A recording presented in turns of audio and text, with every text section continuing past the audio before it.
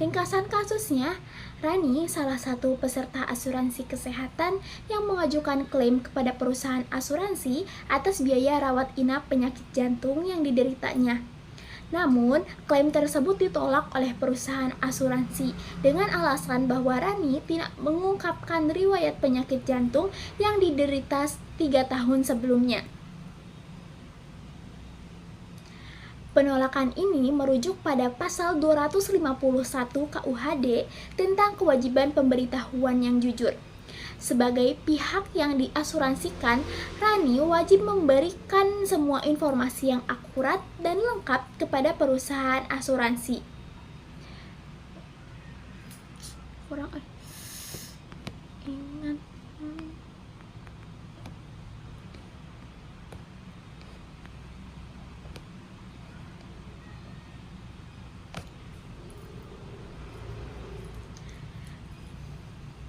Kasus yang kami bahas adalah klaim ditolak karena informasi kesehatan yang tidak lengkap. Ringkasan kasusnya, Rani salah satu peserta asuransi kesehatan yang mengajukan klaim kepada perusahaan asuransi atas biaya rawat inap penyakit jantung yang dideritanya. Namun, klaim tersebut ditolak oleh perusahaan asuransi dengan alasan bahwa Rani tidak mengungkap riwayat penyakit jantung yang diderita 3 tahun sebelumnya. Penolakan ini merujuk pada pasal 251 KUHD tentang kewajiban pemberitahuan yang jujur. Sebagai pihak yang diasuransikan, Rani wajib memberikan semua informasi yang akurat dan lengkap kepada perusahaan asuransi sebagai penanggung selama pengajuan polis. Dari pasal tersebut, pihak asuransi berwenang untuk membatalkan polis atau menolak klaimnya.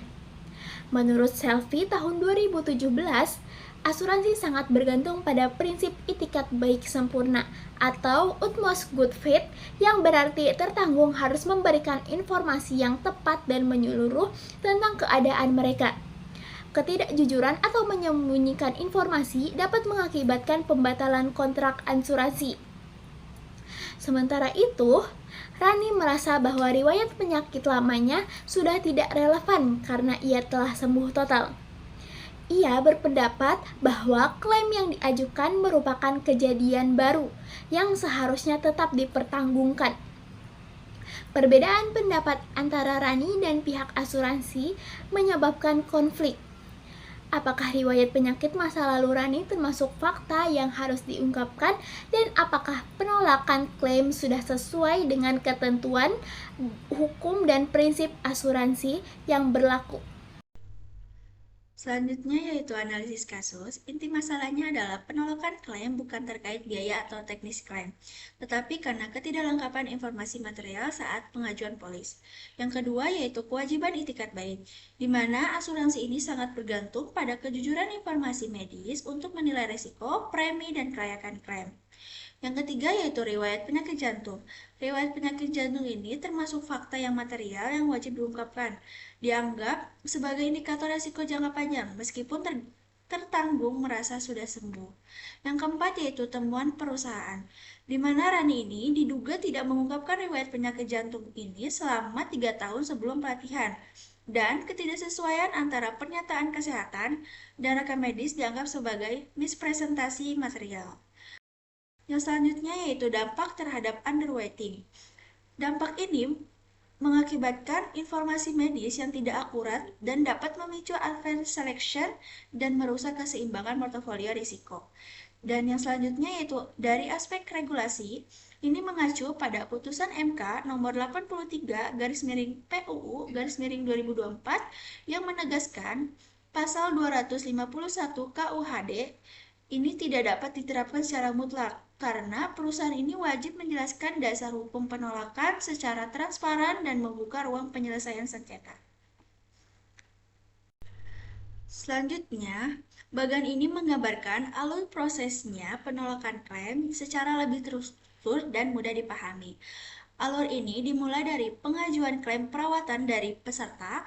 Ketika klaim masuk, perusahaan asuransi melakukan pengecekan terhadap dokumen dan data pendukung. Dari hasil pengecekan tersebut, muncul beberapa ketidaksesuaian sehingga klaim tersebut tidak dapat disetujui. Dua temuan utama yang menjadi penyebab ini adalah ketidaklengkapan informasi dan adanya riwayat penyakit jantung yang sebelumnya tidak disampaikan saat pendaftaran polis. Kedua hal ini saling berhubungan karena kurangnya informasi membuat perusahaan kesulitan menilai resiko secara akurat, sementara temuan riwayat penyakit menunjukkan adanya informasi penting yang seharusnya diungkapkan sejak awal. Ketika kondisi tersebut masuk dalam kategori kondisi medis yang material, yaitu kategori kesehatan yang dapat mempengaruhi keputusan asuransi saat menerima atau menilai peserta. Karena informasi material ini tidak pernah disampaikan, perusahaan menyebutkan bahwa telah terjadi non-disclosure. Selanjutnya, terlihat dari bagian ini menggambarkan alur proses penolakan klaim yang lebih terstruktur dan mudah dipahami. Alur ini dimulai dari pengajuan klaim perawatan oleh peserta, di mana ketika klaim masuk, perusahaan asuransi melakukan pengecekan terhadap dokumen dan data pendukung. Dari hasil pengecekan tersebut, muncul beberapa ketidaksesuaian sehingga klaim tersebut tidak dapat disetujui. Dua temuan utama yang menjadi penyebab adalah ketidaklengkapan informasi dan adanya riwayat penyakit jantung yang sebelumnya tidak disampaikan saat pendaftaran polis. Kedua hal ini saling berhubungan karena kurangnya informasi membuat perusahaan kesulitan menilai risiko secara akurat. Sementara temuan riwayat penyakit menunjukkan adanya informasi penting yang harus diungkapkan sejak awal. Ketika dianalisis lebih lanjut, kondisi tersebut masuk dalam kategori kondisi medis yang material, yaitu kondisi di mana kesehatan yang dapat mempengaruhi keputusan asuransi saat menerima atau menilai peserta. Karena informasi material ini tidak pernah disampaikan, perusahaan menyimpulkan bahwa telah terjadi non-disclosure. Kami menyatakan pro terhadap penanggung, yang dimana kelompok kami menilai bahwasannya perusahaan asuransi memiliki dasar yang kuat dalam kasus ini, yang dimana penolakan klaim terjadi karena ketidaklengkapan informasi material yang diberikan pada saat awal. Riwayat penyakit jantung yang tidak diberikan dari awal, padahal itu merupakan hal yang sangat penting dalam proses underwriting. Lalu, dalam prinsip itikat baik pun, tertanggung itu harusnya memberikan informasi sebetul-betulnya karena ini berkaitan dengan syarat saat perjanjian, yaitu penerbitan polis, di mana polis tidak dapat diterbitkan ketika atau apabila informasi mengenai diri kita tidak sebenar-benarnya ataupun tidak sesuai informasi atau informasi tidak akurat, sehingga penerbitan polis akan dapat dilakukan bila informasi akurat. Sehingga bila mana penerbitan polis ini tidak akurat, artinya tidak memiliki hal yang kuat.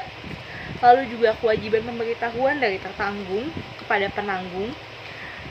Lalu di mana ketidaksesuaian fakta ataupun ketidaksesuaian data yang dilakukan di awal ini menyebabkan klaim data tidak memenuhi syarat untuk membayarkan klaim tersebut.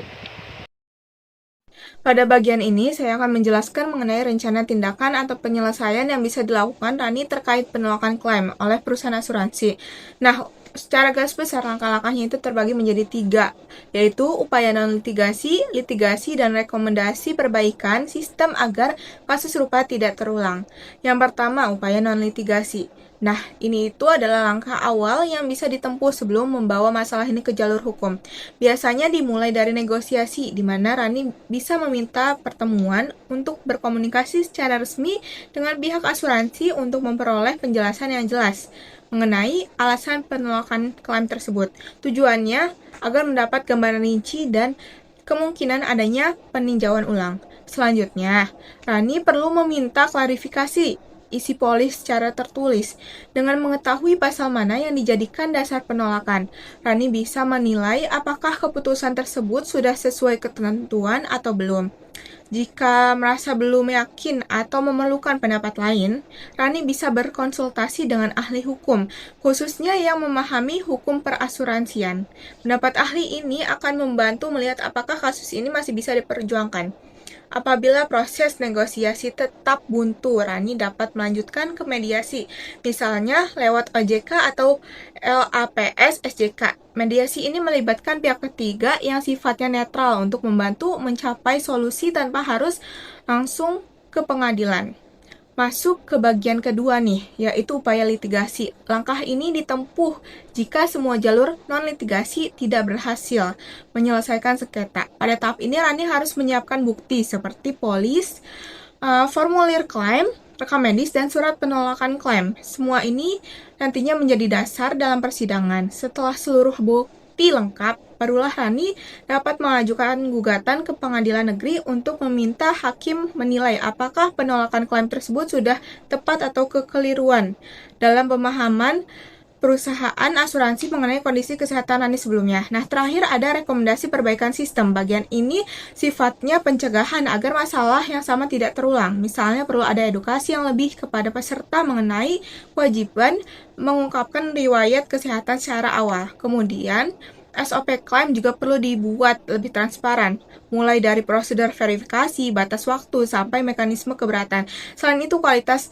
komunikasi agen asuransi juga harus ditingkatkan agar calon peserta benar-benar memahami konsekuensi dari setiap pernyataan kesehatan yang mereka berikan. Jadi, itu keseluruhan gambaran rencana tindakan atau penyelesaian kasus untuk Rani. Intinya ada beberapa langkah yang bisa ditempuh sebelum masuk ke jalur hukum. Baik, kita masuk ke kesimpulan. Permasalahan dalam kasus ini berawal dari tidak diungkapkannya riwayat penyakit jantung oleh tertanggung pada saat pengajuan polis, sehingga asas itikat baik dan kewajiban pemberitahuan tidak terpenuhi. Ketidaklengkapan informasi tersebut membuat dasar penerbitan polis menjadi tidak akurat dan berdampak pada keabsahan klaim yang diajukan. Penolakan klaim oleh perusahaan dapat dibenarkan secara hukum, medis, dan operasional selama disampaikan secara transparan dan sesuai ketentuan setelah putusan MK. Tertanggung tetap memiliki hak menempuh jalur keberatan, mediasi, atau litigasi apabila tidak sepakat. Namun secara keseluruhan, posisi penanggung lebih kuat karena didukung oleh prinsip pertanggungan dan kewajiban penyampaian informasi yang benar.